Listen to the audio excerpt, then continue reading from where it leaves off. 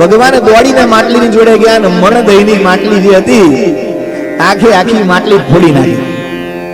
પેલા લાલાના મિત્રો આયા કે લાલા બહુ દિવસ થઈ ગયા, ચોરી કરી નથી, બહુ દિવસથી માખણ ખાધું નથી. બોલ આજે ક્યાં જવું છે? લાલો કે આજે કહીએ નહીં, આજે આપણા જ ઘેર. આખી માટલી ફોડીને ભગવાને તો માખણ ખાવાનું ચાલુ કર્યું. ભાઈબંધોને મિત્રોને આલુ, ગોવાળના બાળકોને, વાંદરાઓને આલુ. માતા જેવા ત્યાં આયા યશોદાજી, ત્યાં તો જોયું કે આ ચોર તો તું જ છું. વાત સાચી છે, આ ગોપીઓ ખોટું નથી કહેતી. અને આજે પકડાઈ ગયો છે એટલે હવે તને નહીં છોડું. આજે સજા આપવી પડશે, કેમ કે તું આવું માખણ ચોરતો થઈ જશે ને તો તારું નામ બગડશે. માતા હાથમાં લીધી લાકડી ને લાલાની પાછળ દોડે. લાલો આગળ દોડે, માતા પાછળ દોડે. હાથમાં લાકડી છે અને પીઠમાં શું હોય? માણસની પીઠની અંદર અધર્મ હોય. ભગવાને જયારે દરેક વસ્તુ ઉત્પન્ન કરીને ત્યારે પીઠમાંથી અધર્મ ઉત્પન્ન કર્યો હતો. આપણે ભગવાનને આપણી પીઠ નથી બતાવતા, એનું કારણ છે કે પીઠમાં અધર્મનો વાસ છે. હવે માતાજી શેને જોઈને દોડે છે? યશોદા માતા કાનાની પીઠ જોઈને દોડે છે. એટલે અધર્મને જોઈને દોડતા હોય તો ભગવાન હાથમાં આવે કોઈ દિવસ? પછી હાથમાં જ ના આવે. ભગવાન કહે છે અધર્મને જોઈને દોડો, હાથમાં ના આવ. અને એક તો હાથમાં લાકડી પાછી. ભગવાનને વશ કરવા હોય તો લાકડીથી નહીં, લાગણીથી વશ ભગવાન થાય. ભગવાન વશ છે ને લાકડીથી થતા નથી. ભગવાનને વશ કરવા હોય તો અનન્ય પ્રેમ, અનન્ય લાગણી આપણા હૃદયની અંદર જાગૃત થાય ત્યારે આ ઠાકોરજી વશ થાય છે. આ બાજુ યશોદાજી થાકી ગયા, વિચાર કરે છે કે આ લાલો હાથમાં કેમ નથી આવતો? એક તો એની ઉંમર બહુ નથી, તોય નથી પકડાતો. કંટાળ્યા, થાક્યા ને મૂકી લાકડી નીચે બેસી ગયા.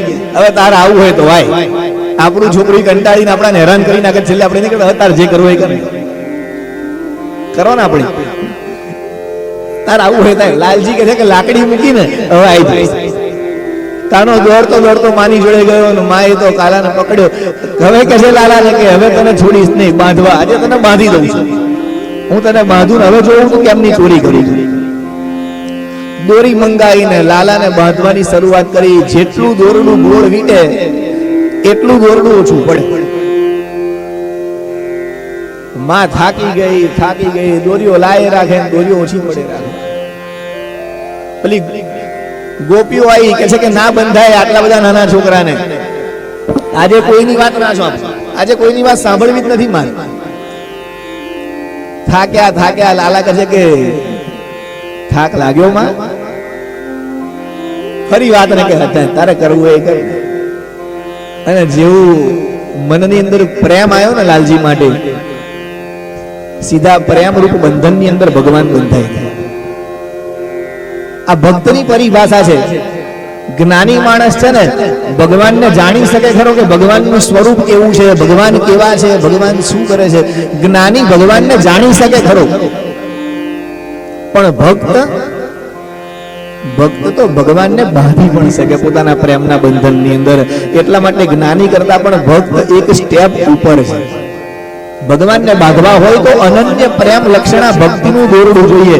સાધારણ દોરડાથી ભગવાન બંધાતા નથી. માના પ્રેમમાં ભગવાન બંધાયા અને માએ કીધું કે હવે આજનો દિવસ તો બંધનમાં રહેવું જ પડશે. એક ખાંડણીઓ હતો મોટો, એની જોડે ભગવાનને બાંધ્યા અને એને બાંધીને માં ગયા છે ક્યાં ગયા? ઘરકામ કરવા.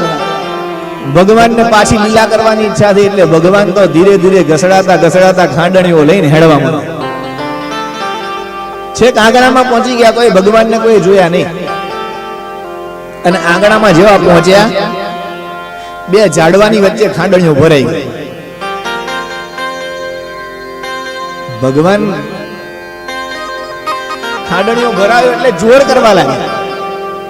અને ભગવાન રૂપી જોર એવું પડ્યું ઝાડવા ઉપર કે બે ઝાડવા તૂટીને પડ્યા અને એમાંથી બે મોટો અવાજ આવ્યો અને બે સુંદર પુરુષ પ્રગટ થયા ઝાડની અંદરથી. એ બંને સુંદર પુરુષ બીજું કોઈ નહીં, નલકુબર અને મણિગ્રીવ નામના બે કુબેર પુત્ર હતા.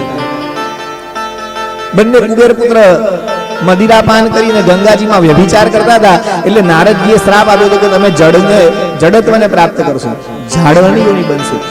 છેલ્લે ભગવાનના પગ નારદજીના પગમાં પડી ગયા એટલે કીધું કે ઠાકોરજી દ્વારા તમારો ઉદ્ધાર થશે.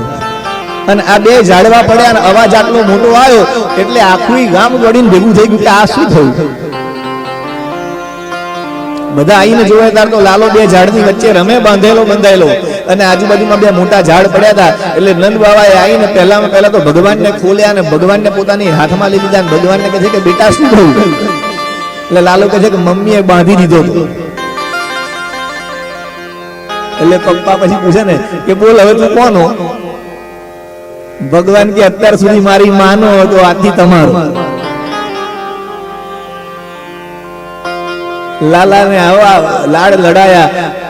નંદ બાબા લડ્યા યશોદાજીને કે આટલા નાના છોકરાને બાંધી દેવાય. ગોપીઓ લડી, ગોવાળો લડ્યા એટલે યશોદામાં પછી રડવા લાગી. સ્ત્રી છે ને રડવા લાગ્યા પછી એટલે લાલો દોડતો માતાની જોડે ગયો, આંખના આંસુ બેસીને કીધું કે માં, જો હું કોઈનાથી બંધાયો હોય મારા જીવનની અંદર તો માત્ર ને માત્ર પહેલી ને છેલ્લી વખત તારાથી બંધાયો છું. કારણ કે તારી પ્રેમ લક્ષણા ભક્તિએ મને બાંધ્યો છે, બાકી સાધારણ વસ્તુથી બંધાવ્યો છું. અને એ માનો પ્રેમ પ્રાપ્ત કર્યો કે નહીં હોય? કેમ કર્યો છે? કારણ કે માના મનની અંદર સંતાન માટે જે પ્રેમ હોય ને એ પ્રેમની કોઈ વાત થઈ શકતી નથી. અને એટલે જ ભગવાન છેલ્લે માને શું કહે છે કે જો હું બંધાયો હોઉં તો તારા પ્રેમથી બંધાયો છું, આ સાધારણ દોરડાથી બંધાયો નથી. જ્ઞાની હોય એ ભગવાનને જાણી શકે, પણ ભક્ત પોતાના પ્રેમથી ભગવાનને બાંધી પણ શકે. ભગવાન દોડીને માટલીની જોડે ગયા ને મણ દહીંની